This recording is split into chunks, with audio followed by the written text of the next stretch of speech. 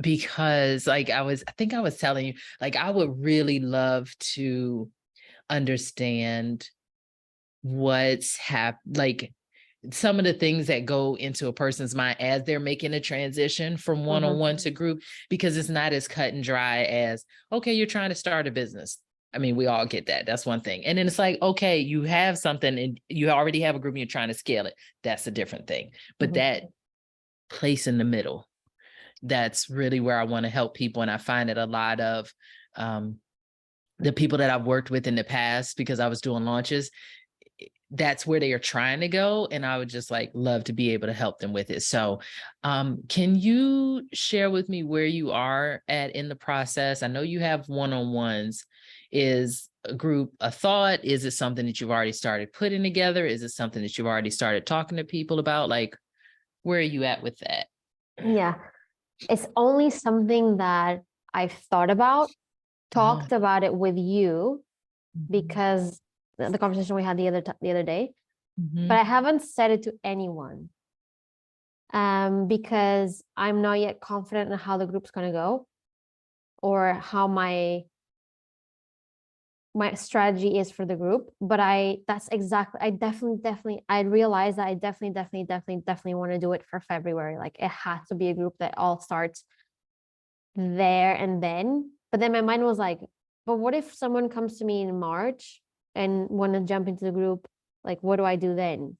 And then it Mhm. was that thing about recording the sessions. But Mhm. even then, I was just thinking about it like literally 2 days ago. I was like, oh, if I record the sessions and they watch the sessions, Mhm. how am I going to record the next sessions if they're jumping in the middle of the trainings? You know what I mean? Mm-mm. Okay, so I have for me to I don't have anything recorded, so I would have to do the next time. So let's say that I have 3 people and I start week 1, record week 1, week 2, record week 2, but they're going with me as like they're doing week by week with me recording this so I can use it in the future. If someone jumps in on week 6 when I'm recording week 6 and they have not catched up with week 1, 2, 3, 4, 5, that Mhm. makes no sense for them to jump in because there will be so much to be done, so much to learn before they even get to the point where everyone else is there. So I feel like my first try as a group would have to be if I have one, I have one. If I don't have, if I have two, I have two. Like I can't accept anyone else. And that's where my mind is like, there's no way I can do a group if I don't have enough income. Again. Ah, okay. So simple. I mean, this might seem like a silly question to you, but why not just do both? Do whatever one-on-ones you have and run the group with whoever comes the first time around. Oh, okay. So like, for example, if I have 2 people, run the group with 2 people. And then if Yeah. someone appears in March, just do one-on-one with them, for example. Is that it? Yeah, I mean, it could be that, or it could just whoever is right. So like, I don't know if your payments are spread out. I mean, it could be that. It could be just keep working with your one-on-ones while you run the group the first time. I think we're kind of saying the same thing. Yeah, I Yeah. think it's the same here. But I guess that's the problem that I was facing just like two days ago. It's like there's no way I can actually transition into a group if I don't have enough people. But then I guess that works. If Right. anyone But else come, I was gonna say, I think that's an important clarification. Like enough people to do what? Like enough people because the income, like you need more income coming in, yeah. and so then you solve that by, okay, whoever comes after the start is a one-on-one person. But another option for that, depending on how long the group is whoever comes after that can pay. They just start with the next group.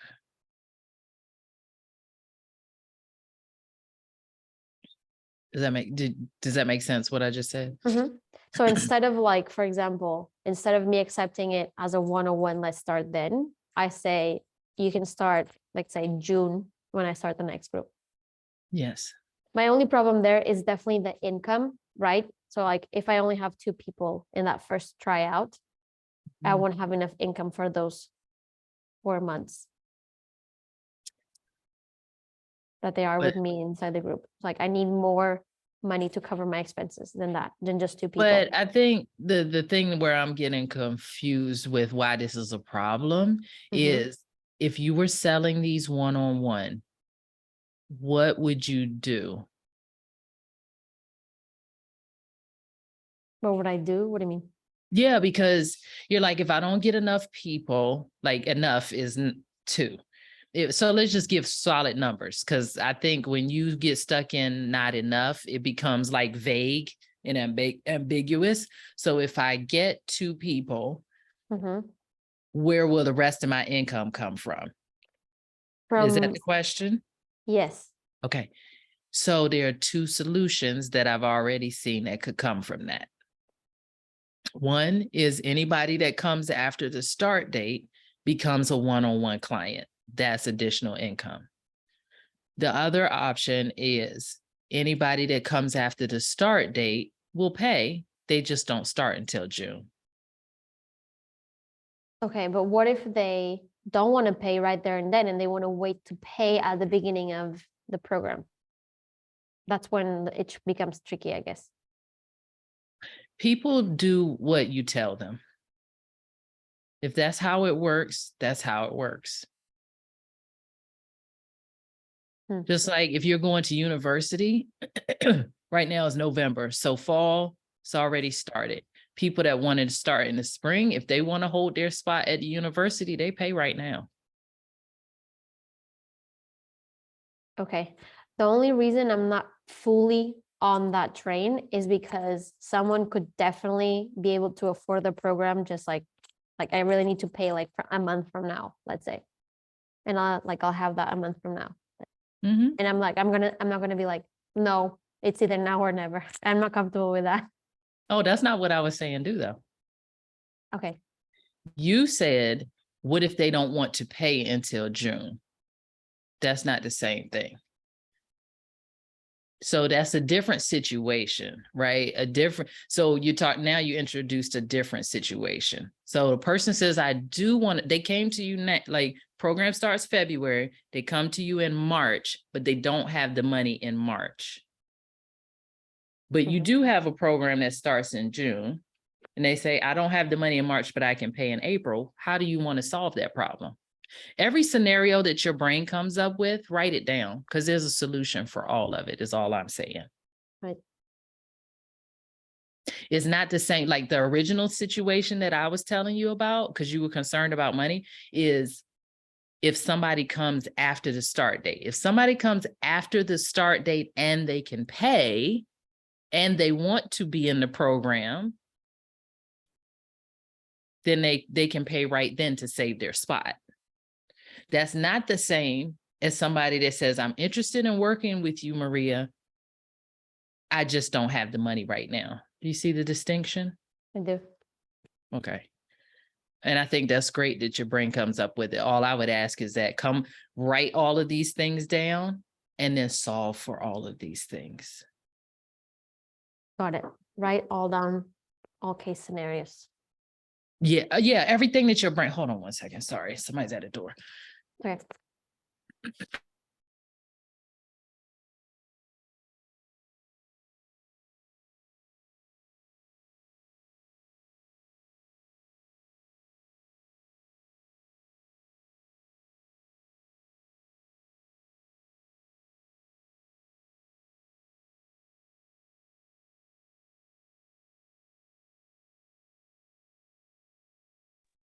Okay. Because I think that's going to help you a lot. And in addition to it, and that's something that maybe we can talk about. I think it's next week, if we have a call next week, or no, we don't have a call. Well, whenever the next time, or whenever you talk to Juliana, to maybe, it sounds like, and correct me if I'm wrong, there might be some like fear, safety, security things happening in there, because you talked about money and what if this happens and what if that happens. So I think a simple, straightforward, practical thing you can do is let your brain go to town. Oh, what about this? What about that? What about that? And write it all down. And then if it still feels a little like, oh, I don't know, then bring that to the Wednesday call to see what else might be underneath that. Because I don't think it's an either or, I think it's a both and. By the way, Charmaine did tell me that there's going to be a call next week. Okay, perfect. Mhm. I don't have a call on my schedule, but because I'm going to be traveling. Yeah, So with we Juliana, already- with Juliana. Yeah. So if after you do this exercise and there's still some like, oh, I don't know, then I would definitely bring that up. Okay. I definitely like that actually really helped me. Not gonna lie. Like just the simple activity of thinking, oh, what if this person comes later? What do I do then? Just writing all possible options of people coming to me at different times with different scenarios. And what is my action then? Yeah. It's so interesting to me how my brain doesn't think of that by itself. But I think thinks of it with a person. I do it too. I do it too. I mean, I think also sometimes what's happening is the brain freaks out about it and then shuts down. So Mhm. it can't see the next step. So all I'm asking you to do is go the next step Right. of like, okay, what about this? And that's not a problem. We just, excuse me, we just get to solve for it. Okay. Exactly. Mhm. So that's where you are in the process. You're thinking about it. Any, like, what would you say your biggest frustration or challenge is with starting a group? And I think you started to talk about it, but if there's anything else you want to say about it or anything else you can think of. My biggest frustration is actually client results. And that's what's making me feel like I want to hold tight to 101, because I know for a fact that in those 101 calls that we're going through whatever they need to work on that week, they have heard me speak with them. I have truly interacted with them to understand, is this possible or not this week? And if not, let's find a way for it to make it happen this week. And so I always know that if I have a 101, that I have certainty with what's happening in that call. But in my group call, how I see it is like they have to watch the lesson to be in that call, in that group call, and use it to their advantage. Otherwise, I have no idea where they are. And so I guess that's my biggest frustration and reservation. And then again, my brain is not thinking of solutions. How can I make sure that they are having the results and doing the damn thing, right? My brain is just assuming that like, if they don't watch the lesson, I have no control, when I probably have a lot more control than I think. Anything else when you think about starting or running the group? So it's really just like, how are they going to get results if I'm not like in their ass all the time? How does it look like to host a group call with my topic? So if they've watched, here's the thing, Devonna, if they watched the call for that week, the theme is covered. What am I going to do in that call? Like, am I going to ask, how's everyone doing? What are you guys doing? And if no one has anything to say, what do I do for the whole entirety of that call? I'm scared of that. I'm scared of not knowing what to do in like a support call when I'm not necessarily teaching. Okay. When you think about your current calls, is it only you teaching? Oh, like how does if you could briefly tell me, how does the current call go? Because it sounds like there's a lot of teaching that goes. Are they an hour? To kind of break down what happens for me. So we go through like everything that they need to know. And let's say like from A to Z, I will cover A to Z. And like from A to V, there's an interaction. From A to C, there's an interaction with the person, right? So as I am teaching, I am coaching at the same time. It's not like just like they sit there and they listen to me. It's a mix of both. And so if I've already taught, how can I do that? Okay. So when you say teaching and coaching, what does the coaching look like? So you teach A to B, and then what happens? And then I just ask them questions in regards to what I was saying. If either they already, were doing something, how to upgrade it, how to optimize it, how could we make it easier, if they have frustrations about improving it, if it's an overwhelming part of their life, like say improving a nutrition part, who knows? Just understanding like. Why can't you do that in the group setting? Just because I'm really scared that they would have nothing to say. And then I was like, what the hell do I do for the whole call? If they're like, yeah, Yeah, that's all good. You know what I mean? Does that happen during the one-on-ones? With some clients, yes. Like it's hard for me to like get them to interact much. They're very silent. They're very like, So they're processing yeah, they're or processing. Yeah. yeah. So then in what ways could this be a better situation? In what ways could this be a better situation? Potentially. Mm-hmm.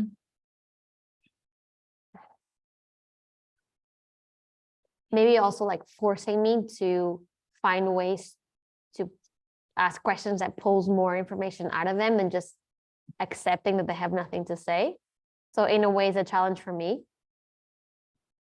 to not be so comfortable with the way I teach. Yeah, it is an up level.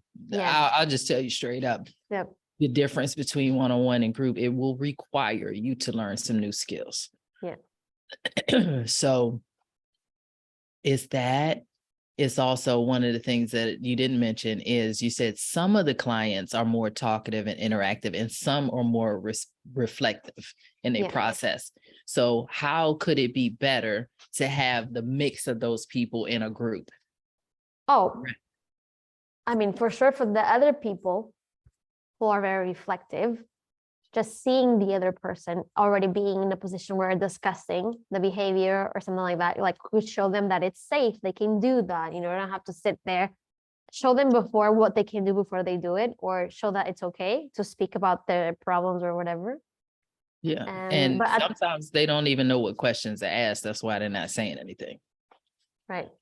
It's like me with Juliana calls, I often just sit there and listen. Right. So it might be an opportunity for you to reflect on your own process and what can you do to help facilitate that person's process, because they may be like you. Right. So something to consider, right? It's again, it's your brain offering you, what about this? Okay, how do we solve that?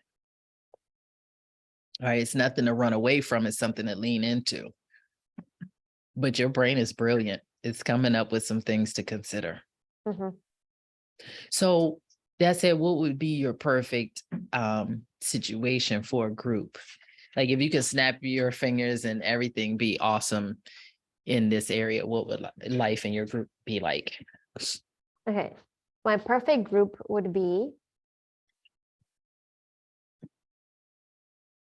a group of 10 ladies who are very eager to not only learn but apply. And in every call, there's at least 3 of them that ask questions and want support, and the other one can observe. I'm totally fine with that. But there's always going to be, my perfect group, there's always going to be people who, like, in those calls, they want to take advantage of those calls with me and don't just want to sit there and just watch. That'll be my perfect group. Not everyone has to be like that, but at least three people makes me comfortable, the number 3. Mm-hmm. And then, yeah, that'll be my perfect group, like 10 ladies. They interact. Oh, also something that I haven't experienced yet is, like, for example, in Juliana's group, we all support each other so much. In my world, I would love that to happen. I would love all these ladies to really help each other in a way. And so I've never created necessarily a Facebook group at the same time. And one of my reservations is, what if no one actually interacts in a group? I guess it is what it is. It just didn't work out. Or maybe I just didn't promote it enough for them to want to interact in there. The group for the program? For example, yeah. Okay. So I would love support like that they give to one another. I would love them to elevate themselves, not just with me, but with each other. Why 10? I'm curious about that particular number. I feel like it's not too much and it's not too little. For me, like, it feels really good. And income wise, it would also hit the goal that I want if everyone. Yeah, it would, like, I think it would be a great experience to start with 10. Okay. What does success look like for you with your group? And that might be just a variation of the same question, but I'm curious. everything I said, of course, that would definitely be very pleasant for me, but just actually like see these people kind of do the marketing job for me, where they are raving about their experience, that would just signify success in all the levels for me. Where they're speaking about it, they're talking to their friends, they love the experience, they might want to continue with my support, even though I don't have an extension offer. But in the future, that could definitely mean support for me. Mean success for me. Mm. Let's see, is there anything else?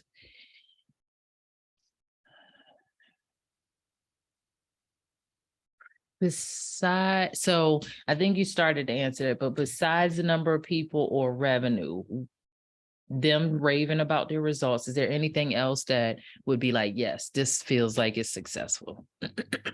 Yeah, the ladies just interacting with each other and just being really supportive, that would just mean so much to me because of my experience in Juliana's program. I just absolutely love the fact that all of us in a way interact all the time. And I find that really elevates the experience. I feel like I'm getting so much more than just like Juliana. Got you.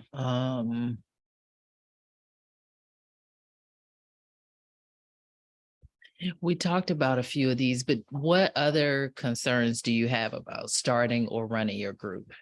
Getting the results, is it that you really want to have 10, or do you have a minimum number in your mind? Like, so I think there's a difference, right, between your first group and after you've been doing multiple groups. Yes. So I haven't thought about a minimum number, to be honest. I feel like my mind would be like, I will not be happy with like less than 3. I feel like that would just be like, what's the point? Might as well do 101.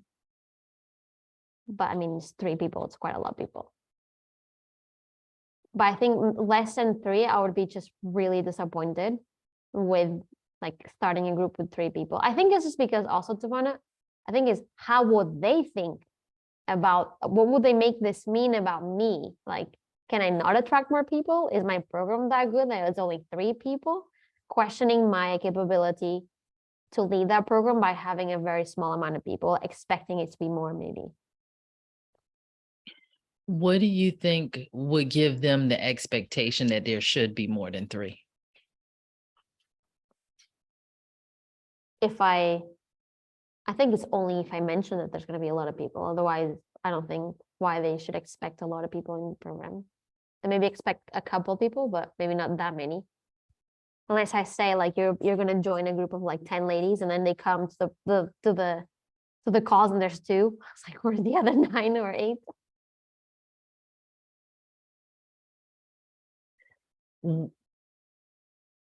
I mean, so the remedy could just be not saying numbers, Yeah. but I'd be curious, like if you say, hey, we're keeping this group to 10 or less and they're 3 or 2, what do you think they'll be thinking?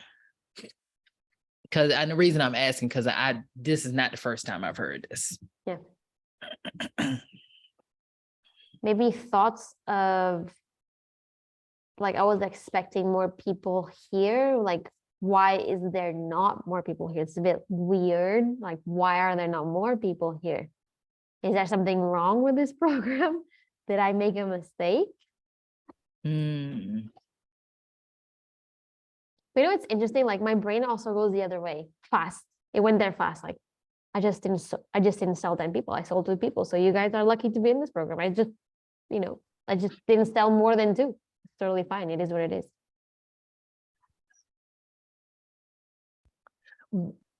I guess what I'm trying to think is, why would they think 2 people equals there's something wrong with the program? I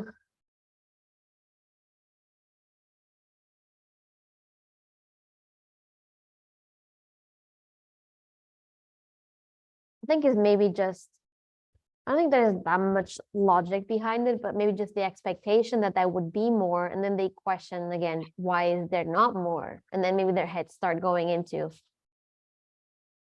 why is there not more? Like, if you told me that was going to be 10, why is there 2? Like, why are we just 2? I was expecting more. And maybe also them getting disappointed by expecting more people in there. Mm. That's interesting. Huh. And I'm like, the simple solution is don't tell people there's going to be 10. You can hold the space for 10 in your brain. Yeah. But why put that pressure on yourself? Exactly. I just came The to that first. conclusion. I just came to that conclusion. I'm never going to mention the number. How many people there are going to be is how many people there are going to be. Right. A group is a group. Like, as soon as you got Yeah. 2, you got a group. Yeah, Because group. you actually make 3. True. So, okay. I was just wondering that because I was like, I've heard that so many times. I'm like, what is that? I don't understand what's happening in people's brains. And they're like, I don't even want to start the group because I might only get 2 people. And then I never start the group, which means I have 0. Mm-hmm. Okay.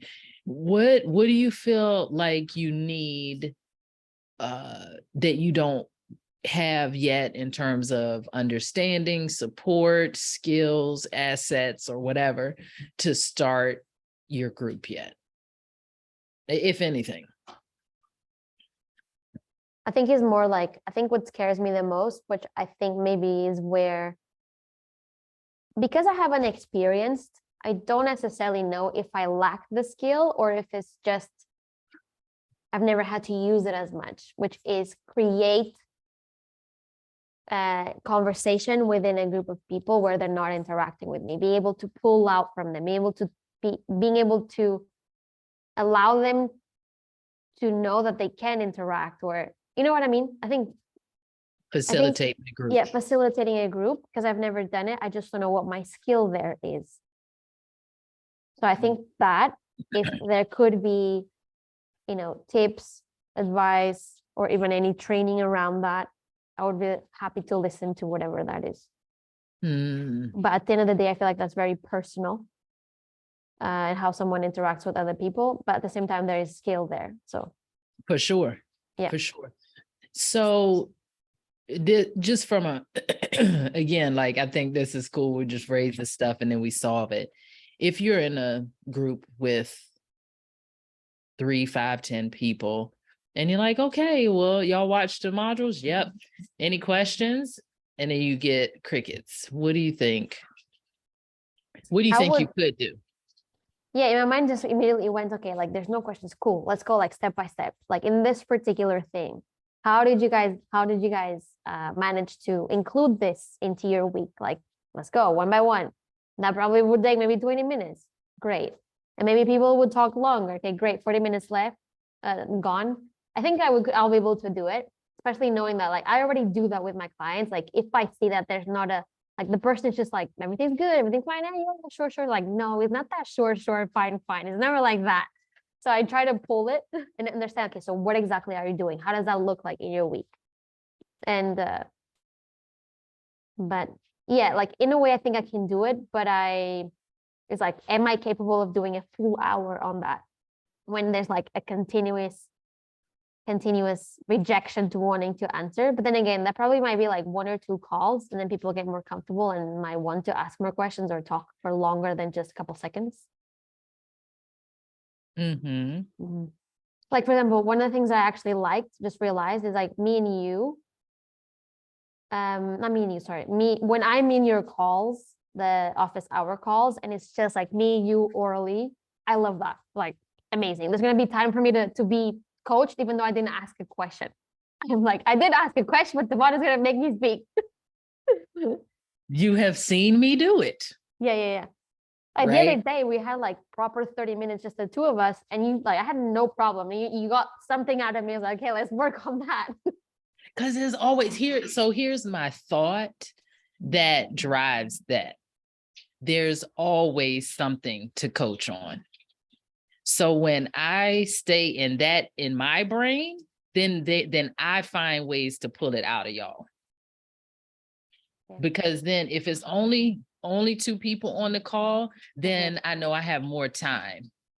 So I'm not looking at a thread like when I'm on the office hours for Magnetize and I might have 7 or 5.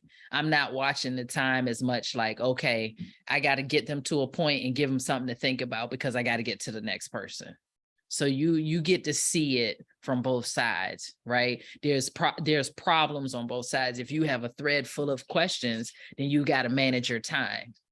If they're just 2 people, then it's almost like, okay, you got a 30-minute session and somebody else is watching who's also able to get coached through that. So That's true. again, I think if you can learn to see it as all of it is perfect. All of it is perfect. And it's almost like, oh, we want to have 10 people on a call. And we want everybody to be talking. But I'm like, okay, you can say that. But okay, how are you going to get through all of those? Are you going to be able to get through all of those people? Or are you going to go over? Or are you going to say we could have a hard stop at the top of the hour so whoever didn't get coached doesn't get like, just recognize that it's all perfect. And all of the stuff that you think you want comes with consequences. That's so true. And for some reason, my brain just gave me a download of an experience in Magnetize where I was like, damn it, where everyone had a question. It's like, okay, we're going to have to leave the next questions for next week. Obviously, we're not going to be here for 3 hours. And I'm like, but I have a problem that I need solving right now. Right. So that's very true. Maybe starting with like a 4 to 5 group might be the ideal for spaciousness for everyone, and then me understanding how I function with 4 people and how that goes, and then from then on understanding, can I build for more than that? It helps you build different skill sets, and that's why I'm not tripping over y'all having 2 and 3 and 4 and 5 in the beginning, because this is my honest to goodness belief, Maria. And I recently only had 3 people in a group that I did. That was the max I could do for what we were doing in that program. And I've been doing this a long time because of the nature of what we were doing. I did not have capacity for more. I may have wanted more people, but when we got into delivery, I really did not have capacity for more in that format. So I'm like, that was a blessing in disguise. And so if we think about it, especially with you being new to facilitating groups in this way, do you really want to have 20 people on the call looking at you and like, I don't know. It's just like, how do we set ourselves up for success? If we get them, then great. Then, I believe that if you get them, then that's what you're supposed to have. And that's what you will figure out the capacity for, or you will do like me and have $100,000 launch and be laid out. And it's like, oh, I needed to learn that was too much right there. Right. But so sometimes the skill, like if you have 3 or 4 people, we're building the skill of how do you draw things out of people so that when you have bigger groups, you don't let people sit back and be passive participants. But if you jump right in with a group like Juliana has, everybody's talking and everybody's doing it, then you don't learn how to facilitate a group. That's true. So that's just my own personal opinion. Oh my God, that literally just blew my mind. That's so good. Suddenly the number 5 just feels so much better than 10. Yeah, I mean, and again, if you get 10, then we know that's what you're supposed to have for whatever you're supposed to get from that experience, because that's what you have. Exactly. So just quick question for you, if you don't mind. Have you had a group like beyond 10 people? I did 18. 18. Okay. How did that go though? Well, what I did, no. I had some of them I made only one-on-one. So it ended up being 12 and I split them into 2 groups of 6. Oh, you split them into 2. Okay, got it. Yeah. Okay, got it. So, but it also worked because I was working with people in healthcare going into coaching. So some of them were full in and some of them had jobs. So I had a 5 p.m. call and I had a 10 a.m. call. So it was a little bit logistics, but it also was like, okay, I got 6 people in one bucket and I know I can handle 6. Yeah, I forgot that indeed Magnetize had 2 pods. Yeah. Okay, go ahead. I've done 6, I've had, how many did the Courage Circle have? I think there were 14 on that call. And, each time, of course, I run Magnetize, there can be, I've had on my office hours, I believe up to 26 on that call, and I've run a group with 1,500 in it. Whoa. So, That's I a mean, lot. I had a very different setup, but when I looked at the Zoom thing, I almost had a stroke. There were 1,500 people. Okay. So I don't think I'm not ready for that. it was a very different set, but it's interesting. So, let's see, we talked about that. So anything else? So like you're saying, just like some tips and skills around facilitating a group. Is there anything else that you feel like you need to understand, know, have to be able to start your group? I think you got it with that. Is there why do you want, and we talked a little bit about this before in terms of capacity and how you feel and repeating yourself a bunch of times. Why do you want to have a group instead of just sticking with one-on-one, and why now specifically? Because I want so if I continue one-on-one, I'm definitely going to burn out. And I just want more time for myself. I want more space for other for opportunities to improve other sides of the business. And I want that space that is not being with people multiple times every week, and also having to repeat myself every week for 6, 7, 10 times sometimes with this different people. I'm gonna go crazy. I can't. It does get old after a while. I'm starting to find that's one of the indicators when you're ready to go to group, especially if you're in the same niche, when you're like, I'm so tired of saying the same thing over and over again. It's almost like, okay, you're getting ready. Like doing it once a week feels amazing. Doing it 6, 7 times a week, I'm like, I'm sick of talking about the same topic by the end of the week. Okay. So yeah. What kind of support have you been craving around starting your group program? Is there anything specific where you're like, if I had this, I know I could start this group program. All of this I wouldn't even have the drama around this. If I just had if someone gave me like a paper and telling me like, create this, create this, so that when someone comes into your group, you have everything prepared to give them the full support and the best experience. I would love to know what that looks like for me. For example, do I need a Facebook group? Do I need, how do I give them, like how Juliana's program and even your program, you probably have different little things here and there that help them make the experience. Like she does, anytime she wants to add more to the group, she posts a live talking about a topic, and you're like, wow, like amazing. I just got like the inside of before launch that Juliana recorded. She does all these little things. Like sometimes I'm like, what would that look like for me? Like, how do I run a Facebook group inside a program? How do I have to show up for that? Like, do I ask them questions on that group? How much do I have to do? And I would just like someone to tell me like their experience and what worked for them, so I can kind of sort of in a way test it for me. But in a way, I already see it from Juliana's program, but I don't necessarily want to copy it. Yeah, I mean, her and I run mine sort of different. So it's like, it's kind of like I've been explaining here lately. I think I explained, I'm almost positive I explained to you the macaroni and cheese scenario. And it's kind of like, what are the elements? And then you get to decide how you're going to do it. Okay. Besides, and I know you did Magnetize and Momentum. Have you done any other business programs in the past? I did one before I joined Magnetize, and I truly, truly hated it. Really? What was the topic and what did you hate about it? I just felt like, first of all, it was the first investment that I made in myself that was quite high. So it was 6K. And I've never invested more than like 150 in anything. So that was a big leap. And then it was with this coach. He was a man, and he was just helping us and find our how.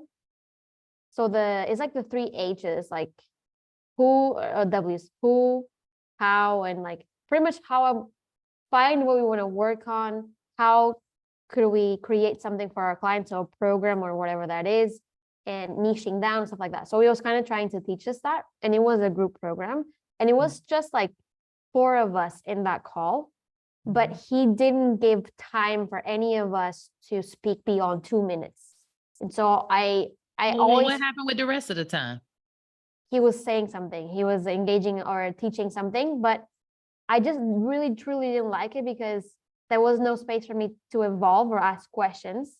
And that was the whole program. I think I got to the end of the program like exactly the same as I came in, but just with an idea that, okay, I want to create a program. I want to create like something for my client. And 6K for that, I really got disappointed. I also didn't like him that much. He wasn't my vibe. I got bad energy from him. I thought he was too cocky, too full of himself, even though he tried to pretend that he wasn't, in my opinion. I just didn't enjoy the experience. But I think yeah. How did you end up working with him? Because if- I did I have a coaching degree that I just wanted to do just to improve my soft skills, like communication skills, listening skills, and I did that. At some point, this institute invited a bunch of speakers, and I listened to him, and I really got curious with the how, the who, whatever. And so I sent him a message so that we could whatever, it was about something that he was going to send. So okay, cool, I want that. And obviously, as a good, I guess, marketing strategist, whatever, he got me to jump on a call with him where he sold me his program, which he did really well, because I really convinced myself that by the end of that program, I would have made like 100K. Like, I got convinced in that sales call. I was so naive though. And so I think that he sold me like the moon or whatever, sold me the treasure. And that didn't happen for me, obviously, but the experience wasn't good. I was okay with it not happening for me halfway the program. Like this, like I don't even know what I'm doing. So for sure, I'm not gonna make 1,000K by then. But then I think that it was just, he sold me too much. I didn't like the way he presented things. I didn't like his energy. I also didn't like the group that I was in. That there was a lady there that would just take space from everyone, and she often had to be told like not to take space. And I was just like, I was kind of chaotic, but I think that I needed to experience that, obviously, for some reason. And then I found Juliana, and I got sold by her energy immediately. I'm like, this is the person I want to work with, because I love the way she speaks. I love the way she presents herself, and it seemed so honest. And after I experienced the experience with this coach, I'm like, this person was not honest, and I felt it, and I feel the opposite with Juliana, and I literally just invested right there and then. Is there anything? Thank you for sharing that. That's so interesting to me. I can't imagine a program where a person would just talk the whole time. Like, okay. Yeah, I didn't like it. Now I know that you're in Momentum, so I'm not expecting that you are trying to invest in anything else, but I'm also curious, like, because I want to know how I'm being perceived and like what people think about. So what, if anything, that you've seen of the things that I put out, like, is there anything that would give you, and it's kind of weird because you get to work with me a lot on the inside, so you have more of an idea of how I think and how I coach. But let me see how I can phrase this question. So from whatever you've seen of me on social media and what I put out into the world, compared to what you see that I do inside of the program in terms of my coaching, is there anything that you would say feels like, oh, Tavana, you should talk about this more? Good question. Never really thought about that. I feel like you are an incredible coach. in terms of like really helping people resolve their issues in the call. I feel like everyone always has such a great like light bulb moment with you. And I don't know how you could portray that on social media, but like I would love that like people would understand that about you on social media so that they understand like you do really powerful coaching in these calls. And I just don't know how to translate that. You know what I mean? That is hard. Yeah. That's like, oh wow. Thank you for that.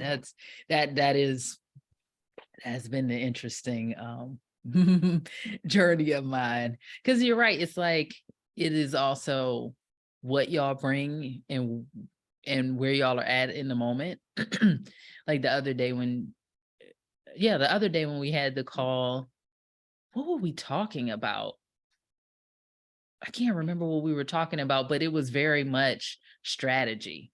Like that we are talking about logistics and tactics and strategy of how to do the thing you were doing. And then sometimes we get on there and talk about other stuff. So fascinating.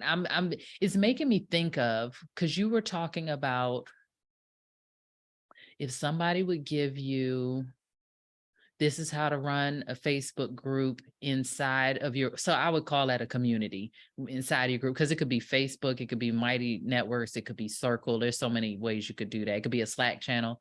So this is how to run a community inside of your program. I kind of wonder if I could do some open coaching calls or like, here's the question that's coming from me, and I love your thoughts.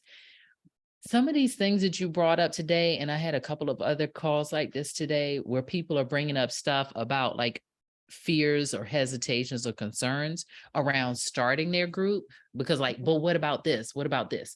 And I'm like, none of that's actually a problem. Like, there's an easy solution for that, but I can't come up with those solutions if I don't know what the problem is, or the concern, or the hesitation, or the question. You know what I mean? So I'm like, from your perspective, is there a way to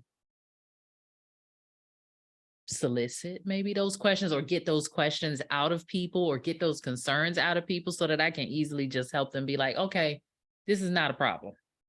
This is how you do this. So are we ready to go yet? I mean, I think, didn't you ask those questions today? I think, yes, I think a lot of that will happen, but I am going to, I guess, be able to make some posts about it from some of these questions. But I think, in addition to what you said, I think the power is actually seeing it in real time. Yeah, I think maybe the question then that like gives the most answers would then be like the fear one that you use. Like, what's your biggest fears around group coaching or transitioning from one-on-one to group? That's it. Yep.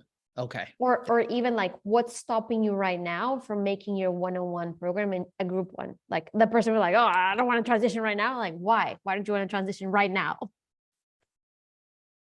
That's it. That's what I needed, Maria. I knew there was a reason I asked you this question and I didn't ask anybody else. Thank you. Okay, good. Sure, if it helps. Thank you. Thank you. Thank you. Is there anything that like you personally would love to see? Because I know you have two different experiences of a group program. Is there anything that you feel like you need or you would love to see as a member of a group program that you didn't have in the past, or you currently don't have access to, that would help you take like full advantage of everything in the program? I guess is the rest of that sentence.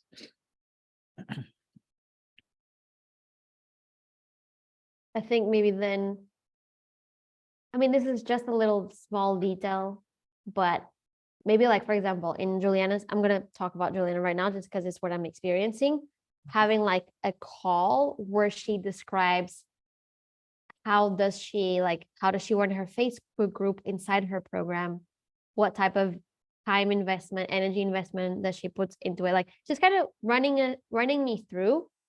I have this program, this is how I do it, and this is how it works for me. This is how much time and money I invest. This is how many people I have in it, just to see like, how does it work from the back end? I feel like a lot of us are like kind of clueless. Like, where do I go? What do I do? And it's all trial and error. And so maybe when I sign up for a program like either yours or hers, I would love to see how you run your program successfully from the back end, not like necessarily the selling, because the selling is already kind of it's part of the coaching. Okay. But then that's me with my small, tiny, like I just like details like that. I just No, I want to think that's know. important. Yeah. I think that's important because it's like, it's it's an example, but also it kind of speaks to one of the things that I've been thinking about too, is like, oh, this is, for an example, a behind the scene. Like, it sounds like to me, correct me if I'm wrong, that you see it happening, but you don't know what's actually happening in the background. You only see the end. Like, you want somebody to open the hood or open the watch and let you see the dials on the Yes, inside. exactly. And also maybe to be able to understand or have background behind why a person does something in their group that they do. Yes. Oh my God. Yes. It just hit all the bells. My brain was like, ding. When you said that, I was like, and why is this part of the program? That's so important. Yes. Mm-hmm. Yeah, because I mean, I'm a big person, and I don't know if that's you and I and our very smart brains. I'm like, we want to understand. They give us the details and the context and the background of it, because for me, I love that you're like, and why is that a part of a program, or why do you do things like that? Because that's even like when I'm coaching y'all, sometimes I'll say, and let me tell you why I'm asking that question or why I'm going there. Okay. I'll try. I will see if I can add that in somewhere. But this was very good. This was very helpful. Thank you so much. Is there anything else that you thought of that has been swirling around in your mind around the topics of getting your group off the ground? And or any questions? I mean, I'm happy to answer any other questions. Nothing's coming to mind because I feel like we probably covered everything that was top of mind. If there's anything, I could always send you a voice note like, this is another fear that I forgot to tell you, so that you can just have the information or something like that. Let me see, is there anything I want to see if, I mean, I want to be helpful to you. I tried to interject along the way so that you were you were helpful, Devonna, very. Okay. I think for me, what I found, just to kind of answer your question about, there were two things that you brought up that I want to touch on. One is around group facilitation. So some of it is trial and error, but I also think that, Maria, just trust yourself, trust your brain. Your brain is like, but what about this? And you've already answered the question. So it's like, how do I get people to talk? And I don't want to be talking to myself. And how do I fill the space for an hour? You came up with solutions like, sometimes, hey, if nobody wants to talk, then these two people get more time. Sometimes I will ask people, and you came up with a whole bunch of things that you naturally do in the one-on-one setting. Now you're just doing it in front of a group. The other thing that I would add to the group facilitation or the group coaching is just to remember that there are other people in the room. So even if or when it's two of y'all or one person and we're going long, I'm still trying to be aware of the other people in the room. So if I'm coaching one person on something, I try to bring the other people back in, or I try to remind them, like, everybody think about this. Think about this for your business, where this has happened for you. I try to remember who else said something that might tie in. So I might say, and remember when Charmaine was talking about, this is very much like what she was saying. I've seen you do that and Juliana do that. But now that you said that, I was like, oh yes, that is a way to make sure that everyone's feeling included. So like, listen to this, everyone. This is the problem all of you are going to have or are having. You know what I mean? Right. Or last week, Rachel was bringing this up. Right. So like, I'm keeping this in mind for all of the people. So that's a couple of notes on facilitation. And shoot, there was one other thing that you were talking about that you weren't sure about. Oh, crud. It was, oh, why, how do you run your group and why? So I have played with a few different things. And so it's part experimentation and it's part intuition. And so it's like, I would ask for you, what feels good to me? Like, how do I want to facilitate a group? Some groups that I've been in don't have group interaction, but excuse me, you said you want the group interaction. You want the people. So then you have to ask yourself, if you want people to participate and you want them to, like, if you want to build a little community and you want them to participate, what's the best way for them to do it? Usually that's Facebook, because most people have already adopted that platform and it's going to be top of mind. So that's one consideration. However, I've been in other groups where they use Slack. I've been in other groups where they use WhatsApp. I've been in groups where they use Mighty Networks. And that was very thoughtful and intentional, because they want people to go there and just be there for the group. They don't want them there and then get lost an hour later on a news feed doing something else. So you get to decide what do you want? Yeah. You want more engagement and they might lose, like they might be all over the place, or do you want them to only come in for that? And then if you say, I only want them to come in because they're for the group, then you would then have to train them to go log in, because that's not a natural place for them to be. So it's, again, we're CEOs, make decisions, solve problems. What's the problem we're trying to solve? And when we solve it, what other problems might creep up, or what are the side effects of that solution that I might then have to account for or solve for? Yep. Immediately I thought of a problem and a solution as you were saying that. Like, for example, maybe, I don't know if you've been in the like group WhatsApp, whatever. What I'm thinking is like, okay, that could be a fun way, like have a little group WhatsApp where people can just interact with each other. But then I'm like, if I was in a group WhatsApp and I had 123 messages to read, I wouldn't read them. I wouldn't read them. Yeah. So, and one of the things I like about Facebook group is that you decide what post you want to focus your attention, and then the comments will be under that post. I don't have to go through messages and messages of something that could be relevant for me. So for sure, I know that wouldn't work for me right now, and a Facebook group would be better.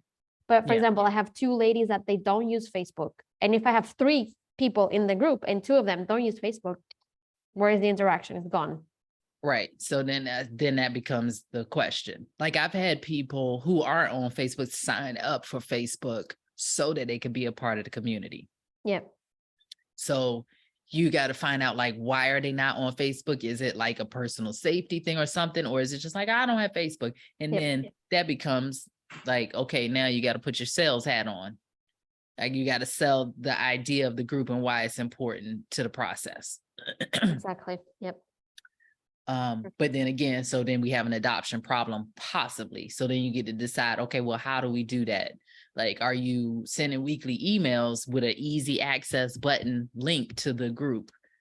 Like, we're talking about this over here. Put your questions in here, and here's the easy access. So like, these are the things that I'm talking about to think through. Oh, wow. I never even thought of that. Right. Okay, yeah, there's multiple solutions for sure. It's just being creative and exploring. But then again, this is when having someone who's done it in a video or in a little course, just spill the beans. Like, these are all the things that I have done and have worked for my business and making people interact with each other. Give me that, I'll pay for that class. Okay. And then is there anything else like the Facebook group? Oh, and then just like starting to come, and I just found like starting conversations, making it say, like, telling people how to interact, like a hostess at a party. Like, here's the drinks. You can go in the refrigerator all you want to, versus like, I'll bring stuff to you. Please take off your shoes. Like, like telling them how to interact, introducing them to each other, talking to them sometimes. But I just found that in my online communities,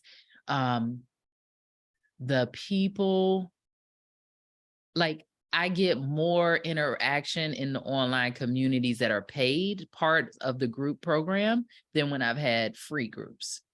And that's just me. That's not everybody's experience, but for Mhm. whatever reason, I've just found that when a community is part of the program and you tell them how to use it, you tell them the benefits and all of that, then they tend to utilize it more. Yeah, for sure. I don't have time or space for a free group. Right. Too much So, work for no reason. yeah. For me. So for me. I just wanted to say those things because I remember you mentioning them throughout. Perfect. Thank you so much for your time as well and helping So me, because this is welcome. definitely mutual beneficial. Well, that's what I wanted it to be. I wanted it to be like, okay, you help me. And then as I see these things up, then I can also help you.